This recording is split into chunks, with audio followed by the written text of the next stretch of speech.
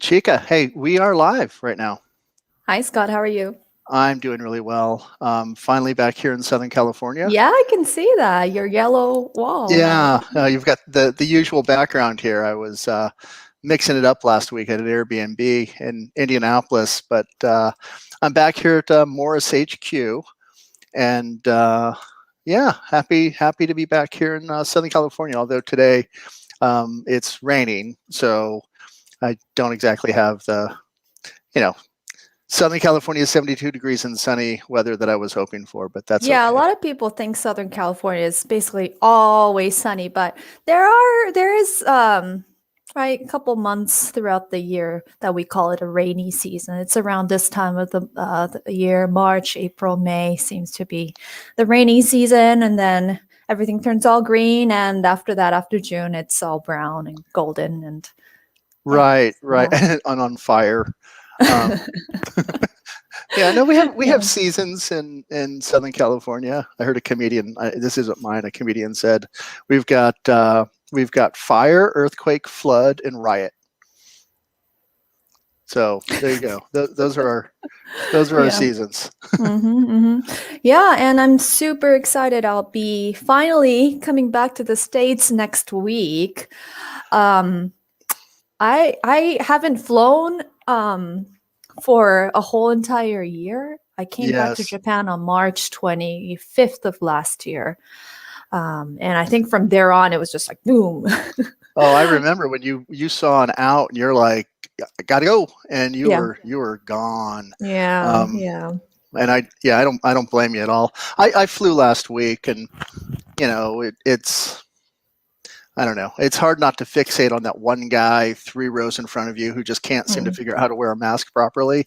Oh God. Um, and you're just like So staring at in him. that sense, I feel sort of safe because I'm coming from Japan, because everybody wears masks properly. No, I was But flying from Indiana to Arizona, so you can only imagine the level of disdain half of those people had for federal policy on masks. So they were not having it. So yeah, and they were belligerent about it, and I just sort of went like, okay, whatever. I double mm, masked, and that was fine, and yeah, that but was our that. But rule is I have to be getting my PCR test 72 hours before within the 72 hours before the flight. So okay, yeah, so I'll be doing all right. that and yeah, getting on the Well, plane. we're looking forward to having you back in sometime sunny California. Yeah, look forward to it. So hey, we've got a pretty cool guest tonight. I think all of our guests have been pretty cool, but Yeah, I think so. this one is actually a personal friend of both of us, who we've known for a long time, and really happy to have him here. So who is it, Chika? It's going to be Julian Coryell. Ooh, Ooh. there we go. Yeah, And let's bring him in then. let's just like that. We're not going to build him up. We'll let him read his full bio when he gets here. How about that? All Let's right. do that. Okay, here he comes. Hey everyone, Hey, Julian, how are you? I'm pretty good. You know how are all of us? We must ask ourselves right now. Right. Yeah, that's how we usually start this thing, which is, it's been officially, I think, a year now since, real lockdown. I heard, kind of a grim not milestone, but anniversary today. Today marked the 1 year anniversary of the first COVID death in Southern California. Oh, Yeah, So, really? yeah, yeah. I saw Wow. that today on the news. And I just thought, wow, it's been a year that we've Yeah. been doing this. So, I always like to start, Julian, with what have you been doing for a year? I mean, you are known as a very busy touring artist. You're always off with this act or that act, or doing something Right. solo. Um, you know, what's it like to not really be on an airplane for a year? I mean, I'm actually quite grateful. Before COVID, I was flying on the low end maybe once or twice a month, and on the high end, I was flying once a week for 3 years. Um, And honestly, it was I don't miss that at all. If you hear a strange sound, that's me filing my nails, by the way. Oh, you guitar players. Yes. I knew Scott would be sympathetic. No, Chika's ears are so good. I'll sometimes I'll be talking to her on FaceTime or something. She's like, "Are you doing your nails?" I'm like, "Yes." I know it's just guilty as charged. But yeah, I got so used to flying, and it was a pretty grueling schedule. I think touring is really a young people's business, and even then, it's hard on you, right? So once you get up into middle age, and you try to keep up with that lifestyle, it's really, really hard. So, I mean, I had a schedule for a while because my kids live here in Chicago, and of course, my life is based in Southern California, and touring is neither in my home in LA or my kids' home in Chicago. So what would happen for me is I would do like 10 days in California, and then I would do 10 days in Chicago, and then I would do 10 days on the road. And that was my life for like 3 years, the last 3 years.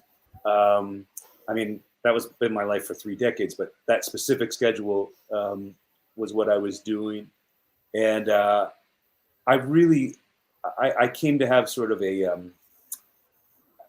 I mean, look, I've always been uncomfortable with airports and airplanes in the way that maybe one who has to have dialysis is uncomfortable with going to the hospital. You know, it's like, you got to do it, but you just rather not have to. And I think one of the very last flights I did, it was these puddle jumper planes, because a lot of the gigs I would do, I mean, some of them are very nice. You know, when I play with like Alanis Morissette or something, they're usually nice, very nice tours, and the venues are very nice venues, especially once we get over to Europe and South America, places like that. But then, you know, a lot of the other gigs I do are not so cushy. And I just remember there was one gig where I knew I was going to have to go to bat to get my guitar on the plane, and I could just tell by the flight attendants' energy, you know, kind of studying them as I do before every flight. And I know that you two can have your own stories about this, I'm sure. Where I just didn't think it was going to go well, and it didn't. And I remember saying to her, as she told me, "Well, you know, sir, you can check your guitar, or you can not take the flight." And I just kind of lost my cool. I said, "Don't you even like music? I mean, don't you realize that what we're doing here is we're trying to bring music to you and your friends, and when you don't let us on the plane with our instruments, then we can't play nice music for you, you know?" Yeah. And it's just, that was all I had left to say. Like, I didn't want to, you know, be hostile. I really, it was like a plea for mercy. Like, I'm trying to give you something, you know? No, it's so emotional because, you know, it's like, look, you're going to break it or you're going to lose it. You know, I just don't trust you. And remember, Chika and I were trying to get to Europe, and we somehow ended up on Norwegian Air. And, you know, I lied to the guy at the ticket counter that I was going to check it when I got, you know, kind of lied my way past every, you know, point. And then when I got there, unfortunately, the guy from the ticket counter was at the gate, and I'd taken off the tag that was going to check it there. And he got so mad at me that he threatened to kick me off the flight. And I'm like, you can't do that. And you remember this, Chika? Yes. I think I just got kicked off this flight. And, you know, then I made some snide comment about they used to be Vikings and now they bring me water at 30,000 feet.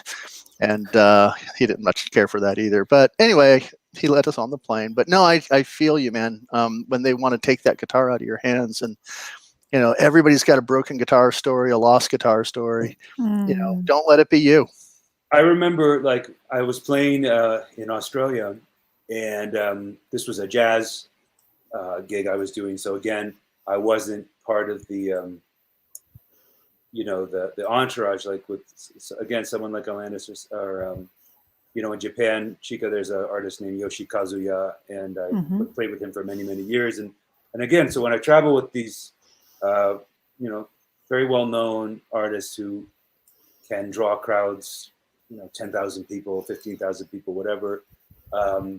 There's always people looking out for us. It's their job to make sure that we don't have to deal with that stuff, which is a luxury beyond my wildest imaginings as a young man in New York City, carrying a 1974 Fender Twin on the subway with a Strat in a bag and a rack-mounted two-space over my shoulder, right? That's how I used to get around in New York City.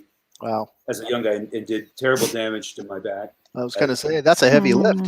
It was a heavy lift. And so, all these years later, to have people whose actual job it is, you just play the show, Julian. We'll make sure your guitar gets to the next gig safely. It's right. beyond the fantasy I could have ever imagined. I was doing a jazz gig in Australia. Was not one of those scenarios where I had an entourage. It was just me. And I remember, I think it was Qantas, and I think I even had like premium economy. It wasn't business class, because once you get, of course, some of us know once you get into business class or first, everything changes. You can bring on an amplifier, you can bring on a guitar, you can bring on a camel. And they won't say anything. Oh no, they'll say, "Sir, where should we put your camel? We're happy to help you with this camel, right?" But heaven forbid you're a coach passenger, and suddenly. It's like, "Oh, I'm sorry, sir. Do you really need that shirt on your back? Because it's taking up quite a lot of space." Yes. But I remember, so with Qantas, I had my, it was a very rare guitar, expensive jazz guitar. I said, "Look, I can't check this guitar." And they said, "Well, we don't and we won't allow you to take this on the plane." And I said, "Well, what am I going to do? I can't get on the plane." And so the compromise we struck was I waited 8 hours for the next flight, which had less people on it, with the guarantee that I could put it in the overhead. And that was really, I think, one of the most humbling moments of my career, where I just said, "Wow, I'll do anything for my guitar." Apparently. Yeah. I often ask when I'm booking my flights what kind of plane it is, because I know what the overhead compartments look like on each of those planes. So I know if I'm getting on a Boeing 737, I know what my guitar chances are versus, say, a 777 or whatever. So I mean, it of course, then there's always, if you get a really cool flight crew, there's the first class coat closet, which is there's always the first class coat closet. And that's the thing where I get indignant, because I know too much. I used to date a flight attendant. I know all what you can get away with and what you can't. I know those planes, and it's one of those things where you have to play ignorant. You have to pretend that you don't know that there's always a first class coat closet, for example, that's almost always going to have enough room for your guitar, right? Yeah. But with one particular tour I was doing off and on for years, it was a real rough ride. We played anywhere and everywhere for anyone at any time for any amount of money. And so we all used to carry on our phones. Is that when you and I were playing together, Julian? Different time. But rich memories abound from our experiences as well. Indeed, we had fun. Indeed. We used to carry on our phones a very, very detailed list of the small puddle jumper planes, because we actually would then be able to tell the people at the counter that our guitars could or could not, for example, fit in this kind of plane or that kind of plane, because they would always just say, "Oh, no, that won't fit, sir." And then I would say, "Well, actually, this is a Cessna that you're flying us in, and technically the models after 1995 have a overhead that does accommodate a Stratocaster guitar in a bag, and I've done the measurements, so we're good to go." And they just kind of look at me like, "I hate you. I hate you." Yeah. I guess if you have all those facts like lined up, and then you got to carry that letter from like the musicians union, which does absolutely nothing. It doesn't do anything. It's not a law. It just makes them more angry. It just makes them more. You want to make the flight attendant more angry? Show them that they are legally supposed to allow us to bring instruments on the plane, and of course, then they won't. It's sort of like that thing where you go to the doctor's office and they say, well, we need your social security number. And you say, well, legally, you're not allowed to have it. And they say, well, legally, we don't have to take you as a customer either. And I say, well, legally, I don't have to give you my business. So what are we going to do? Oh, it's like a chicken and an egg. Yeah. Well, Julian, it's why I buy those ridiculously flashy cases from BAM and things like that with like this candy stripes and all of that, because Like you're always yours. like, wow, cool case. And they never want to follow that up with, too bad you got to check it. So you kind of charm them with your case, and then, sometimes that works. But if it doesn't fit in the overhead, then it doesn't fit in the overhead. What are you going to do? But yeah, we'll dedicate an entire hour to how to get your guitar on a plane. Well, it'll be Julian Coryell Part 2, which post-COVID edition, when it's Yeah, because relevant. I'm sure you have so many stories. Too many. I mean, really, the last thing I'll say is that there was one trick. I mean, this is useful stuff. Yeah. If you have No. These are hey, everybody out there listening. These are pro tips. These are pro tips. Write this stuff down. If you have the guitar in a gig bag, one of the things you can do, I feel so bad sharing this, but it's hilarious, is you turn it over. So you put it on your back like normal, but you turn it over, and then it just looks like a backpack, and they can't necessarily see the bottom, and it just looks like you're going on with a backpack. Yep. No, I've actually figured out. I've actually figured out how to angle it. If they're on my left, I angle it on my right. And I kind of do that, and I hold it just so. And then by the time they catch me, I'm halfway down the jetway, and it's too late. They can't leave their post. There you go. So yeah, no, or you just do the Jedi. This is not the guitar you want to check. And hopefully that'll work. But wow, but Julian, that trick has to be. Yeah, it's great we're airing this, and it's a tip, kind of the tip that everybody should know. It's the tip you should try once. You should try it once. Yeah. Try it with a cheap guitar just in case it doesn't work. Yes. Right. That's true. So without traveling, and I know you've got a studio out here in LA. Without traveling, no live shows, no access to your studio at the moment. What are you doing as far as just staying sharp? Because I think we were talking to Clayton Cameron a couple of weeks ago about this. It's like you could get a call in a week. Pandemic's over, everybody's back on tour. If you haven't practiced in a year, that might be an issue. Yeah, I mean, I'm not thankfully alone in this isolation, so all of us can relate. So what is this? This is like there's my file. This must be like the 10th of March, right? So it was the 15th of March. So right, this time, okay, I was in Europe last year, right before this, and we were doing shows in Amsterdam and London. And this was when Italy was blowing up with coronavirus, but the rest of Europe hadn't yet.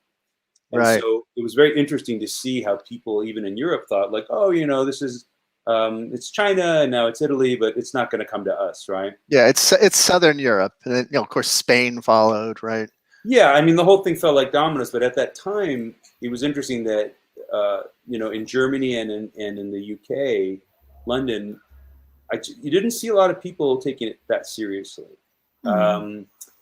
And I remember like one of the last dates we did in London, we had taken a train from Paris back to London.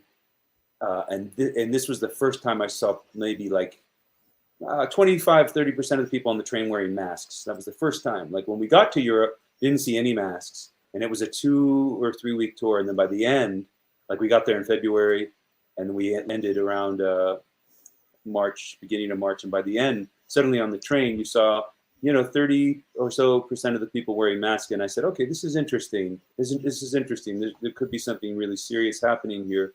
It was just hard to tell with the media what was really going on, what wasn't. Nobody really knew about coronavirus at the time. It was so new. A lot of misinformation going around. But anyway, so I flew from Heathrow to Chicago. I got here, I spent about a week with my kids, and that would have been like March 10th around this time. Mm-hmm. And then Alanis had we had a 1 to 2 year world tour about to start. It was a triple bill with us and Liz Phair and Garbage, and we were super excited. I love Garbage. I love Liz Phair. I love we're going to play big sheds again, because we in the States we'll play 5,000 maybe 7,000 seaters, generally, sometimes less, sometimes more. But this was the first time, because it was the triple bill, we were going to be playing more juicy kind of venues like Jones Beach and places that are a little bit more exciting. Just honestly, it's like the bigger the venue, the more exciting it is in certain kinds of music, because it's about you get to be louder, you get to move around more, you get to use more costumes and effects. Whereas like in a jazz situation, the smaller the venue, the more exciting, because you have this wonderful interaction with the audience and you can really feel their energy. But rock and roll, it's different. It's really about like creating this sonic wave, something very big and kind of majestic. And so the larger the venues, the more fun. So we were all super excited. So then, we're getting word from management like, well, hold these dates, because I think we were all supposed to go to Australia at the end of March last year. So we were all just like getting ready. And then around March 10th, we start hearing these things, collectively in the United States. We may have to shut things down for a while. And I think a lot of people were sort of not sure how serious to take that. Now today, we all understand the seriousness, the gravity of COVID. But back then, if you recall, a lot of people just didn't get it. A lot of people just didn't. I didn't. I remember sitting in my office, and somebody walked by and said something about coronavirus, and I said, I don't care about coronavirus. And she goes, you will. And it was like, boy, do I feel dumb. Yeah. I was just super arrogant, because that's when it was like, oh, if you're under a certain age and you're in good health and all that, and it's like, we all are. It's like, what's it going to do to us? And of course, that's a selfish, horrible attitude to take. But at the time, I wasn't personally freaked out by it. But of course, after just a little bit more education, that changed dramatically, and you see how serious it really is. So yeah, but we didn't know. Sorry, Chika. Yeah. Didn't know. No. But, Japan already had the sense starting maybe late January, February, and hearing that news. And they also had a cruise ship problem where people were locked in for like almost over a month, I think. Same here. We had the same thing here. That's true. Yeah. But that came in a little bit earlier than what happened was it in San Francisco Bay? Yeah. Like Bay Area? Our esteemed president at the time, his reason for not allowing it was, well, then the numbers will go up. Yeah. So I had a little bit of maybe a bit more kind of information, maybe in terms of what Corona was doing in Japan. But yeah, of course, in the United States, we thought it was just going to go away. We did. Yeah. We did. And again, the misinformation was partially responsible for that too. It's like a flu, right? That's what I remember in the beginning. It's like a flu. It was like, well, I've had the flu. I got my flu shot. What am I worried about? Right. And so, but here I was. We're about to start this world tour, big long tour, and interestingly, at Cal State, where we all work. You said that like you weren't quite sure anymore, Julian. Well, I wasn't sure in this podcast how much of that is part of your focus. I don't know if you speak of it that much. So that's why I was like, did I just out you people as Cal State faculty? Should I not have done that? No, we love spreading musical information onto the next generation of musicians. All right, wonderful. So we all teach at Cal State, and we're very happy about that. And so I had like 6 seniors that were giving their senior recitals, I remember that. In like March, end of March. So plus I had 2 records I was producing in LA that I had to get done before the Alanis tour started. So I just had all these reasons why I couldn't take coronavirus very seriously, right? And so now it's like March 10th, 11th, and I'm talking to the guys in the Alanis band, and we're going, well, you think they'll cancel the tour? I don't know, maybe not. We're just still not sure at this time. And then I said to the guys in the Alanis band, well, I got to go back to LA. I got to produce these records. I've got all these seniors that are giving their recitals. I got to be there for that. And maybe around the 11th or 12th, in a text thread, they said, well, you might want to just stay in Chicago with your kids. You might want to just consider doing that. Yeah, I remember having this conversation with you. Yeah. And anyways, to be perfectly frank, I looked at my, my bank statement. And I said, well, I kind of got to go back to LA because that's where I'm going to make my money right now.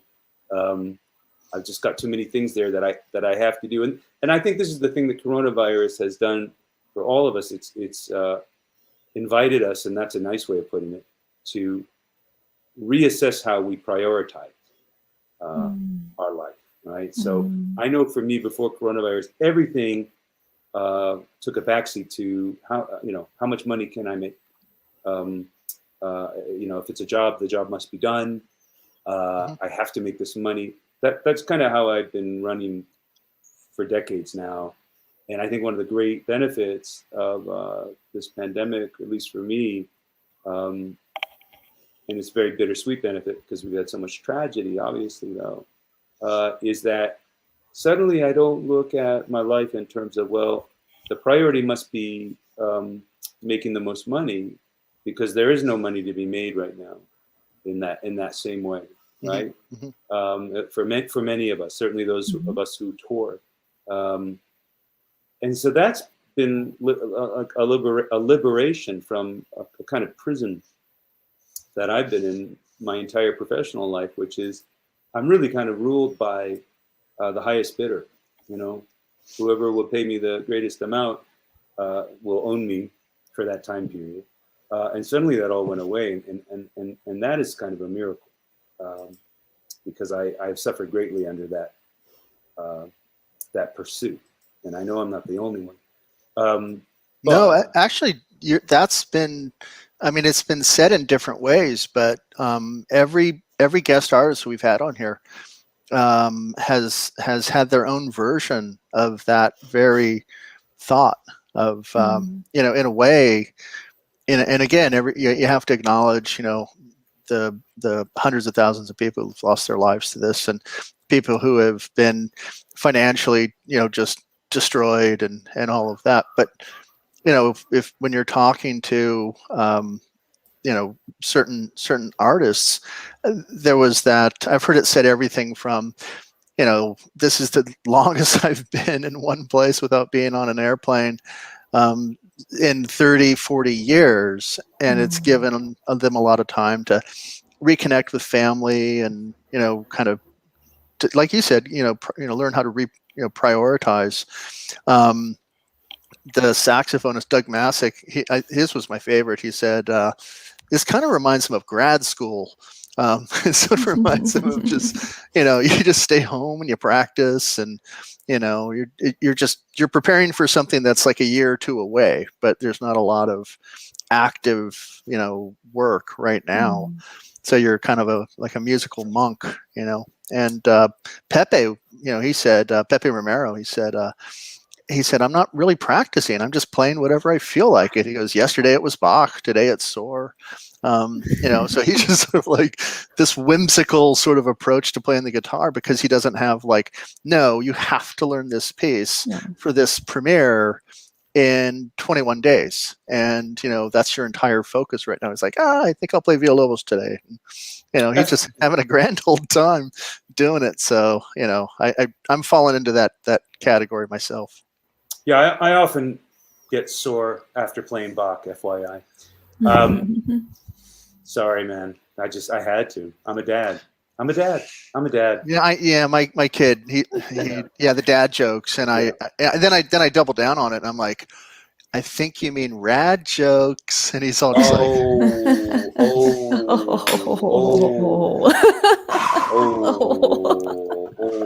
Yeah. Itai. I know. Itai. Where's my Purell? I feel so dirty. Yes. But you know, I completely concur with all of those anecdotes. But before that revelation, which, you know, was a painful one to arrive at, because so many of us were indoctrinated with this idea that any gig is a good gig and you must take all gigs and you can never turn down a gig, right? So here I was, I looked at my bank book and I said, okay, this Corona thing may be more risky than we realized, but I just kind of have to go to California. I got to do this. And so I got on a plane on March 15th, and I remember, like, before I hugged my kids, and I had this weird thought, like, I hope I'm going to see my kids again really soon. What if I don't? You know, it was like the first time I had an intuitive feeling like this could be different now, because I'll see my kids, and at the end of my visit, you know, 10 days, 2 weeks, whatever, say, all right, Daddy's going on the road, Daddy's going to California, but I'll be back in, you know, 10 days or 2 weeks. But this is the first time I thought, what if I'm not back in 10 days or 2 weeks? And that was weird. That gave me the creeps a little. And I remember I'm going to go ahead and I'm going to do this. And I'm not going to, you know, I think a lot of us at that time were like, we're not going to let coronavirus scare us. You know, we're going to live our lives. Right. And so I got an Uber, and I remember, like, the Uber driver showed up and he was laughing at me. He's like, hey, you're my first fare that I've had today. I'm like, really? He's like, yeah, you know, like, a lot of people are canceling Ubers these last few days.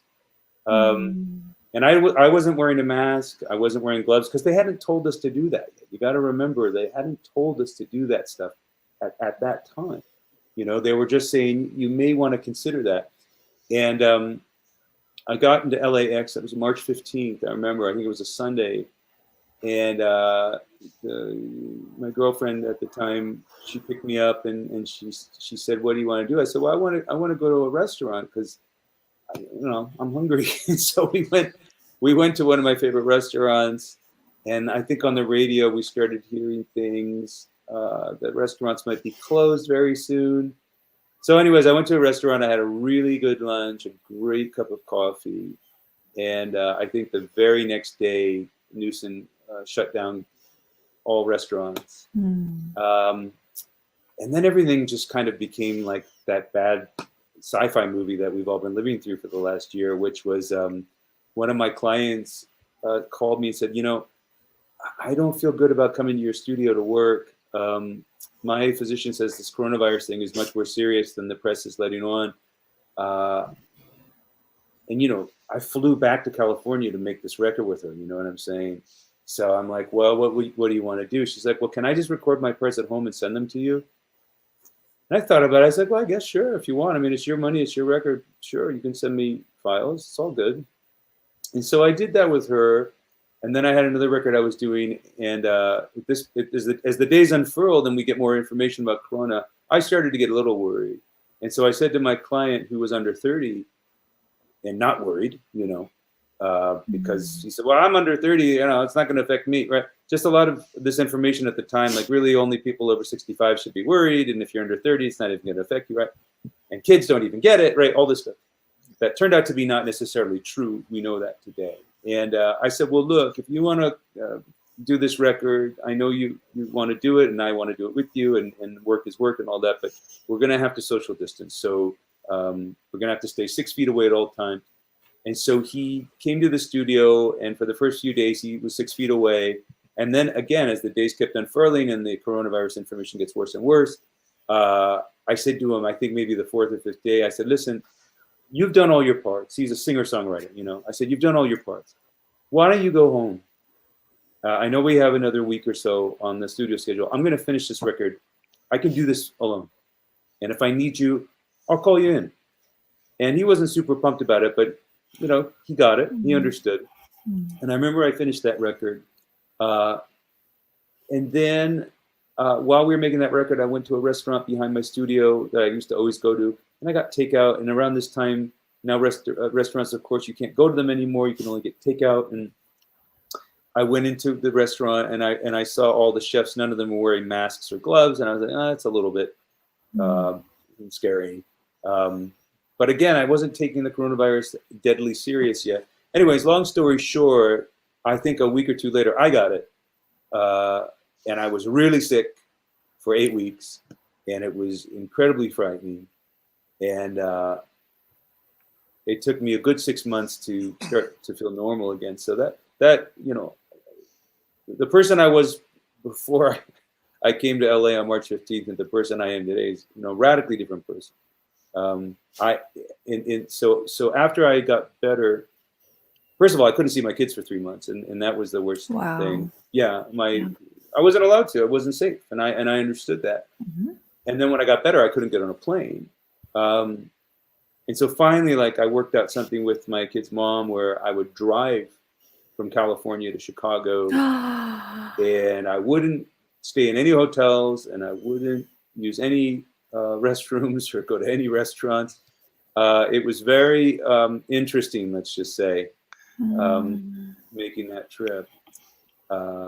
Scott, I know you want to say something. I do, and I know you know what I want to say, and I know you know I can't say that, so I'm just gonna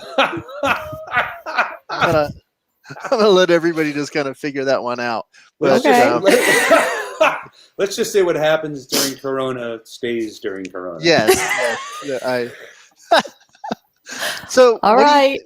What do you think music? You know, I hate to say the music business, but I mean that's kind of what it is. But what do you think life as a professional musician looks like once, you know, like they say, you know, 80% of the people are vaccinated, and we get herd immunity? And I've heard things about, you know, COVID passports in certain countries where, you know, if you can prove that you've been fully vaccinated, you can come in and, you know, attend a concert or a restaurant or a movie theater or whatever it might be. What do you, because, you know, I think a lot of things that we learned in the last year, we may decide to keep. I don't think Zoom is going away. I think I'll continue to meet with a lot of people through Zoom. And I didn't even know what Zoom was 1 year ago. And now it's like how I spend 6 hours a day at least, you know, 4 or 5 days a week. Today it was more like 9 hours. And I'm pleased to say I don't even consider this Zooming because we're not on Zoom right now. We're on StreamYard right now. So this doesn't even count. That's how sad it's gotten. But, you know, I'm just so used to, you know, seeing people like this, seeing people on my computer. And I just wonder, what do you think, you know, music's going to look like? Do you think there'll be a lot more remote recording sessions, a lot more remote collaboration? You know, what do you think will be the state of, you know, we were talking to Clayton 2 weeks ago, and, you know, Catalina's is in trouble. You know, a lot of, you know, small clubs are in trouble because they haven't had the revenue to keep them going, and they've been, you know, in such a, you know, razor thin margin financially for so long. Anyway, it's kind of a labor of love to keep these things open, and without, you know, selling drinks, there's really no way to keep the lights on. What do you think it looks like once we kind of get, you know, past this? It's very hard to know because we're not out of the woods yet. And No. And this could be 2022 for all I know. I don't know when it's going to be, but whenever that is, I'm just kind of wondering. Well, I'll tell you what's been told to me. You take someone like Live Nation. Mm-hmm. Live Nation is the biggest of the big, but they're not too big to fail. And, you know, Live Nation can't do another year of this. Right. They can't, because their expenses are so high that, just like the club that needs to serve drinks, Live Nation has their equivalent of that. And, you know, what people talk to me about is, let's see if we can get everyone in the States vaccinated by the end of May. This is like the extremely optimistic talk that I've heard. let's get everybody vaccinated by the end of May, and let's see if we can get tours back up for the summer run for July. Now, first of all, I happen to know, and it's no great secret if you read any media at this point, you'll know that there's plenty of people who refuse to get the vaccination currently. So the idea that everyone in America is going to be vaccinated by the end of May is pretty, that's very wishful thinking. I wish for it, but I think it's wishful thinking. I think 4 or 5% of the country has been vaccinated at this point. I think it's 10 actually. Oh, okay, so who've maybe at it's least not. received the first dose. I got my first dose of Pfizer on Monday. Yeah, so I'm doing my part. I'm trying to find it out here. If I was in LA, I could have gotten it by now because I'm a teacher. It's been harder to find it out here. You kind of just have to like hope for the best. You go to a Walgreens or CVS, that's what they're telling me. And you just go to them and just kind of sweet talk your way into a vaccine. Because they're doing the rollout in phases here, and I'm not an early phase person. I'm not a frontline worker, essential worker, whatever. But I've been told if you tell them you're a teacher that they they say educational sector. So there you go. If you're an administrator, if you're a teacher, if you're whatever, a teacher's aide, if you work in an office somewhere, but it's on a campus, then you fall into that category. So yeah, do you have to show them the proof? I did. When I showed up, they said, do you have proof that you live and work here, and that you can prove your job? And I brought a pay stub, I brought my faculty ID, and I had a business card, and that was enough to get me through. I lost my driver's license traveling to the Midwest a few weeks ago. It never turned up, and so fortunately, I happened to stuff a passport in my suitcase left over from Europe last year, and that's the only thing that saved me. I'd still be stuck in Indiana, but you have to show your ID and then proof, of your residency, and then proof of what job you do. And if you're educational sector, at least in California, well, you've been eligible since March 1st. Yeah, and I got those emails, and I was so jealous of all of my peers in California. So I'm hoping to get it as soon as I can. But let's say that we all do get it, and let's say by some wonderful good fortune, everybody is vaccinated in America by the end of May. Now, Fauci said you only need 75 to 80% of people to be vaccinated in order to reach herd immunity. So it doesn't have to be 100. Let's hope for all of that. So here's the real issue, though, is that for the live nations of the world to survive, for all this to work, venues have to be back at full capacity, and they're not going to be allowed to be back at full capacity. So if you want to know, like, put my cards on the table, it ain't going to happen this year. Like, what might happen this year is some limited capacity touring, but the people that run the show are going to run those numbers. They're going to say, well, if it's only 33% capacity, we can't make the money, so we're not going to even do it. So that's my, if I was being very sober about it. Right. Well, I have heard some, the GFA, Guitar Foundation of America, they're doing their summer thing in Denver this year, and all the concerts are going to be outside. They're all going to be outdoors. The festival that Chika and I go do in southern Spain, those concerts are outdoors as well. So, the virus not transmitting apparently so well outside. Is mostly an indoor thing. Maybe outdoor concerts come back before indoor concerts. Yeah, I'm hopeful for that. The other thing we have to remember, though, is concessions are a big part of the profit.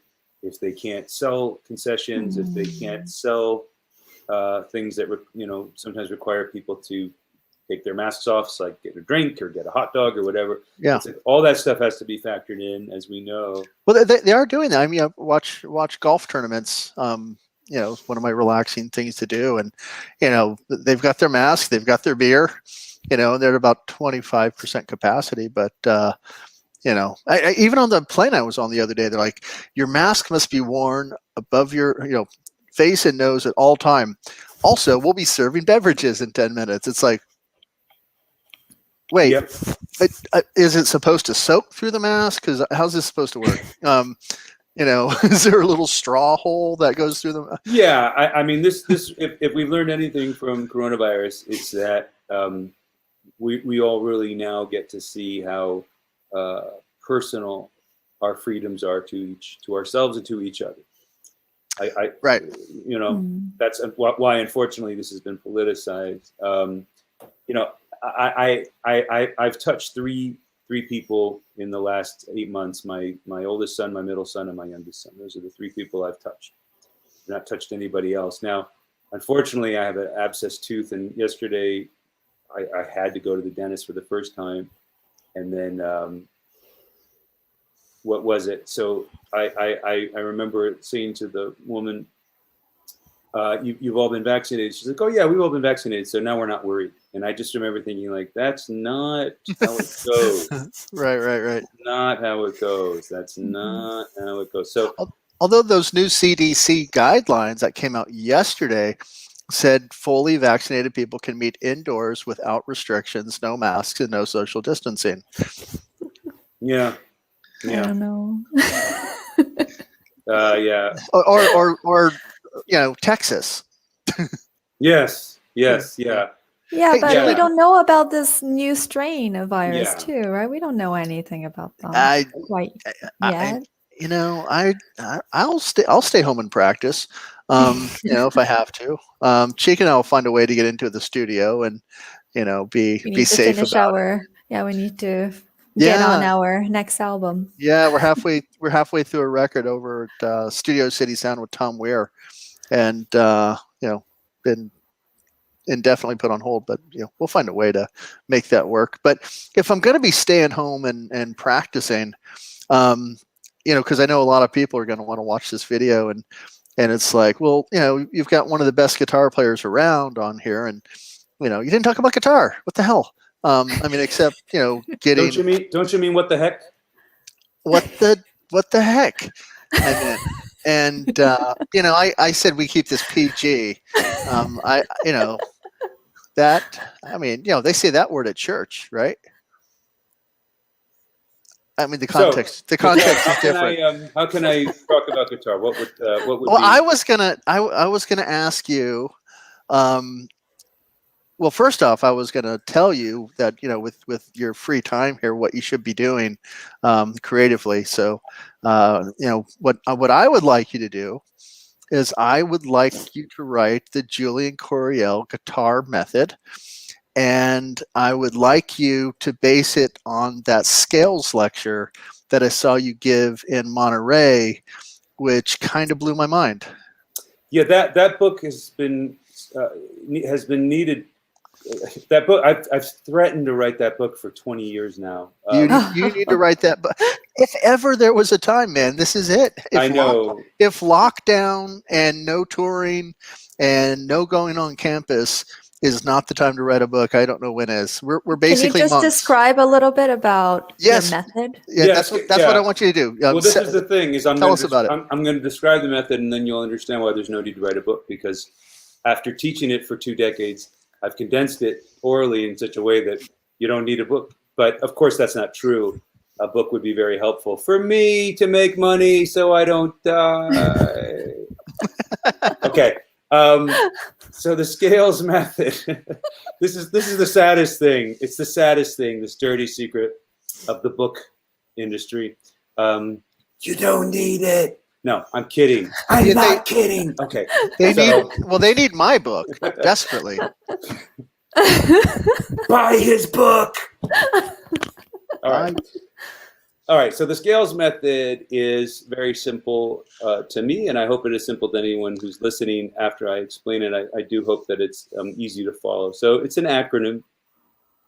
Scales stands for S is scales, C is chords, A is arpeggios, licks, is the L, E is exercises, and S is songs. And I often pair this with another concept I've been shilling for many years called 6 Blocks to Success. And if I ever do put the book out, it will be called 6 Blocks to Success, the Scales Method, something like that, which is a very interesting title. So I might have to call it something else like, hey man, what's going on? Woo! Just to get people interested in it. We'll see. That is the PG title, by the way. So very simple, my friends, for anyone who actually really wants to know what I'm talking about. It's something like this. If you have an hour a day, and if you are serious or even semi-serious about music, then you must find an hour a day. You break up your practicing into blocks, and we call those blocks 6 blocks. And what do we mean by that? Well, 6 10-minute blocks. And a lot of my students for years said, I don't know how to practice effectively. So I essentially said, oh, let me find a way to teach you how to practice effectively, teach me how to practice effectively. So I have my 6 10-minute blocks. And so for 10 minutes, I'm going to work on scales. For 10 minutes, I'm going to work on chords. And then 10 minutes arpeggios, then licks, then exercises, and then songs. And this is a very easy way to remember what to do when you don't know what to do with your practice time, right? You wake up and you say, okay, I've got an hour. Oh, right. Good old Julian talked about scales. And he talked about the 6 blocks of success or to success. So I'll do 10 minutes on scales, and that's whatever scales you like. It helps if you want to hone in on them. So what I often do with my students is say, why don't you spend in the Ionian mode, we've got 7 modes, and why don't you spend, you got 7 days in a week, right? So on the first day, why don't you practice for 10 minutes your Ionian? On the second day, you could do Dorian, and then the third day, you could do Phrygian, and then you could do Lydian, and then Mixolydian, and then Aeolian and Locrian.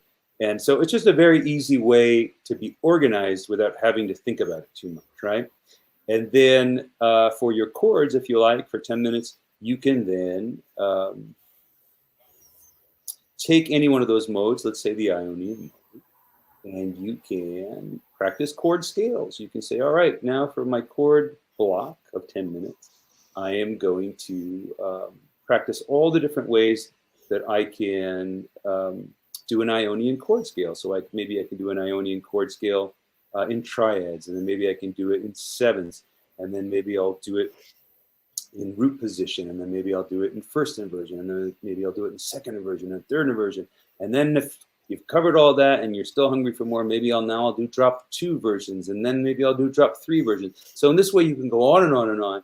And again, it's all very logical. It's a holistic approach. I think the problem that I saw coming up as a student and then as an educator was you'd have a teacher that was very good in one area, but not very good in others. And so the goal was to develop a holistic approach that will allow you and I to kind of cover all the necessary bases every day, right? And so now we've got our scales, our chords, and now for my arpeggios, that's block number 3. If I'm practicing from 8 to 9 p.m., that's now I'm at 8:30, right? And so I'm going to now take that Ionian scale and I'm going to arpeggiate it. And there's lots of different ways I can do that. I can arpeggiate it in triads. I can arpeggiate it in sevenths. I can arpeggiate it with extensions. I can arpeggiate it with altered extensions. I can arpeggiate it non-tertian, right? There's just so many wonderful ways you can do that. And then your fourth block is your licks, which is for jazz musicians, it is crucial, right? So you say, okay, now for 10 minutes, I'm going to practice one West Montgomery lick, and I'm going to practice. If you have 10 minutes, you really should just practice one lick, because that's you need about 10 minutes a day to really get a lick going. But let's just say for fun, maybe you do one West Montgomery, you do one Alan Holdsworth, you do one Eric Johnson, whatever you're interested in, one Buckethead. I don't know who the guys are today that people like, but I'm just giving you some examples of people that I used to enjoy and still enjoy listening to and studying. That's the first time Buckethead has been mentioned on our little show here, by the way. So thank you for that. I thought it would be nice. It was nice. It was nice. His head's a bucket. It's literally a Kentucky Fried Chicken bucket. FYI, yeah. So scales, chords, arpeggios, licks. And then for your second to last block at 8:40 6:40 p.m. You have exercises, and those are going to be things of grouping. So now you've got that Ionian scale you're working on in the first block, and now you're going to run through that in groups of 2, and then you're going to run through that in groups of 3, and then you're going to run through that in groups of 4, and you're going to run through that in groups of 5 and 6 and 7, and so on and so forth. And after you've done that, you're going to do intervallic groupings. You're going to do thirds, and then you're going to do perfect fourths, you're going to do perfect fifths, and you're going to do major sixes, and you're going to do sevenths, to your pleasure, whatever you like, major, minor, however you want to do it. And then finally, your last block at 8:50 will be songs. And that's where you're going to say, okay, here I am, I'm working on Autumn Leaves, let's say. And we do that in E minor, where I come from. And so that's the relative is G major. And so now, since I've been practicing G Ionian, I'm now going to practice for 10 minutes Autumn Leaves using all of the G Ionian concepts I was practicing in the previous 5 blocks. So that is the scales method. That is your 6 blocks to success. You do that every day. It is impossible for you not to get better. I guarantee it. And you haven't even bought anything from me. So how about that? You can't lose, kids. Wow. I think you should do a scales series, and their first book is just called S, and the second book is C. And I don't need to spell out the rest. Everybody gets where I'm going. You have with this. you're gonna have 6 books. Yes. Yes. No, it's like a Julian Coryell jazz dictionary set or encyclopedia set, and it could be very, very cool. But obviously, if you had more than an hour, then you could spend 20 minutes on each of those things, right? I mean, there's no. Well, and this is what I tell my students. I mean, when I was coming up, I was so passionate about music. I would easily put 3, 6, 8 hours in a day on guitar. And so, of course, let's say you have 6 hours a day to practice, which some of us do, right? If you're a passionate student and you have the support of friends and family and you can actually carve out that time, then you spend an hour on scale, you spend an hour on chords, you spend an hour on arpeggios, and then it becomes very powerful. Right, right. But the reason I always talk about it in the hour format is that everybody can find an hour a day to practice if they're serious or semi-serious. Yeah, I always talk about my 15-minute rule, which is, the student who says, I just don't have time to practice. I'm like, find 15 minutes. Just do 15 minutes. And it's never 15 minutes. It's always, half hour, 45 minutes, hour and a half, whatever. But I love that method. It's so clearly spelled out. And it makes sense from one to the next, how you connect them and you build on the previous block, and then you get to that culmination where you're applying everything to an actual tune, rather than it just being all exercises in theory. So you actually get to apply it to Autumn Leaves or Buckethead or. Yeah, it's holistic, because when I was coming up, I'd have a teacher who could show me some incredibly fast lightning runs, then I have another teacher who could show me some great jazz chords, but I never had one teacher that could put it all together, and Scales does that. Now, what I've always wondered, what did your teachers say when you said your last name? Oh, it was always one of two things, energetically anyways. It was either I'm going to let you do whatever you want in my class because I am a huge fan of your dad's and maybe I'll get to meet him if I'm nice to you, or the polar opposite, which is, oh, since you're the son of one of my heroes, I have to be extra hard on you, and even though I'm going to let 99% of the other students slide by, I'm going to hold you to every little thing, and if you're not perfect, then I have to be the one to point that out to you. So it was always pretty extreme. Gotcha. Yeah. So it could go either way, I suppose, with that one. Yeah. But yeah, I got it. But yeah, I love that method, man. I hope you write that book. And, my experience with my book is that people still like having books. They like having paper. They like marking it up. And with your method, Julian, I think it can be applied to any instruments. For sure. For sure. Yeah, it is not specific to the guitar by any means. It's really just a means to connect a lot of concepts easily on any instrument, any melodic instrument. I don't like to brag, but I think the thing that I'm probably best at is being the worst businessman ever.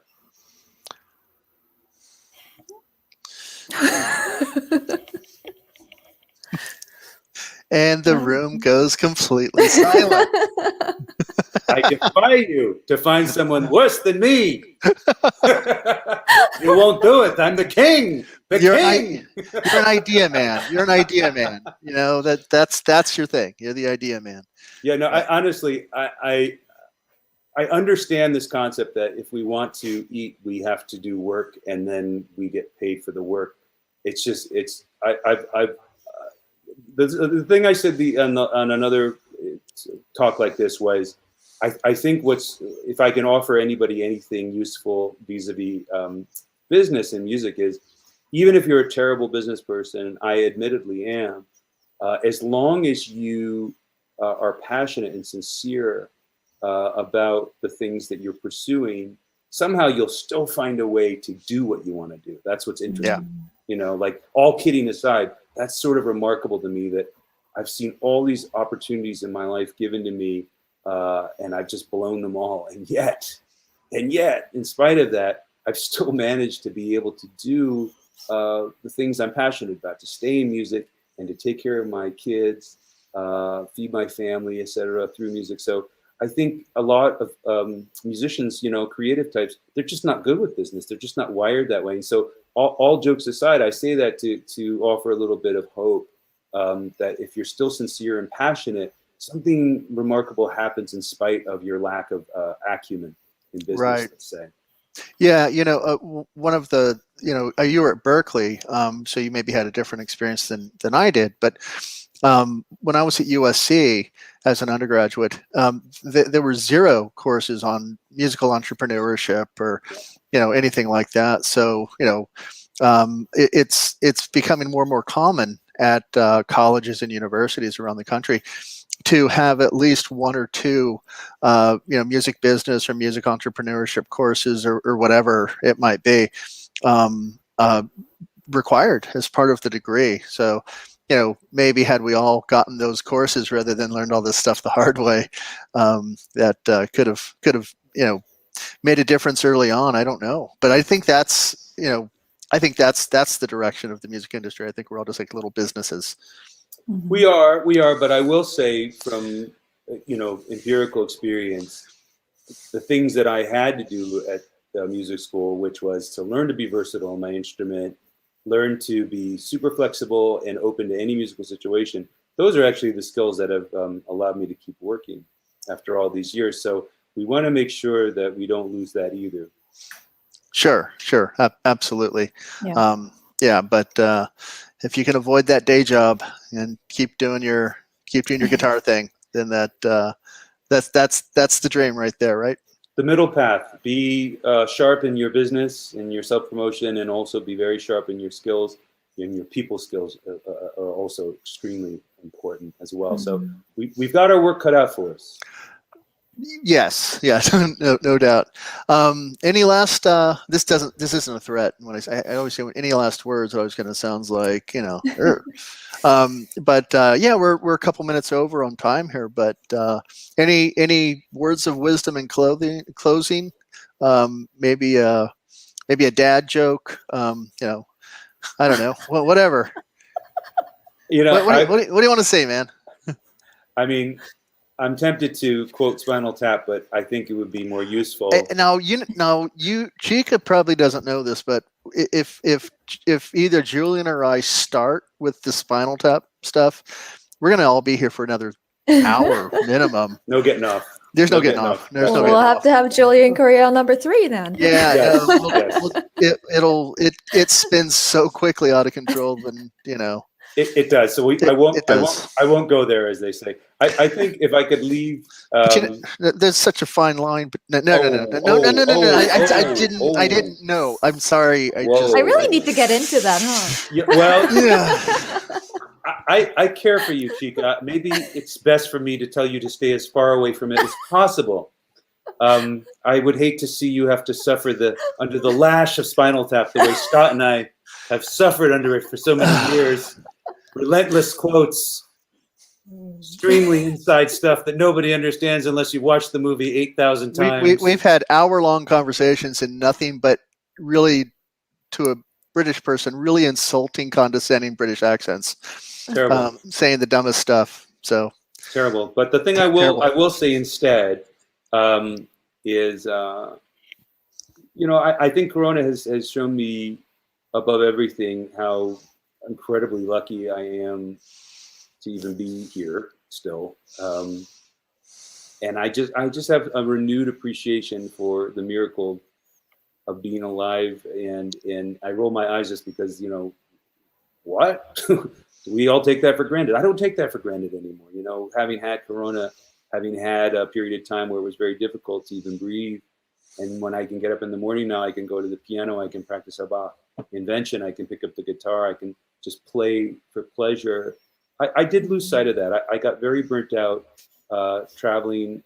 I stopped being grateful for the gifts that were given me as a professional. I went beyond taking them for granted. I resented them. I don't do that now.